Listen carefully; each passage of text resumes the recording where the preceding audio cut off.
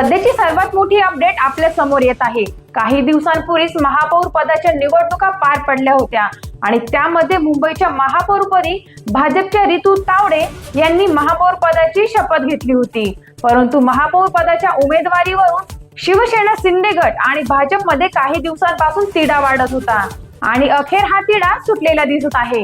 दोन्ही पक्षांच्या वरिष्ठ नेत्यांचे एकमत झाल्याचीही माहिती समोर येत आहे। 1.25 वर्ष महापौर पद भाजपकडे तर पुढील 1.25 वर्ष महापौर पद हे शिवसेनेकडे असणार आहे, अशी माहितीही मिळत आहे। त्यामुळे आता भाजपच्या महापौरांना आपला पाय उतरता घ्यावा लागू शकतो, तर शिंदे गटाचे महापौर पुढील 1.25 वर्ष विराजमान होण्याची शक्यता आहे। मात्र तो नगरसेवक कोण असेल हे अद्यापही स्पष्ट झालेले नाही। अशाच ताज्या घडामोडींसाठी पाहत राहा टाइम्स ऑफ महाराष्ट्र।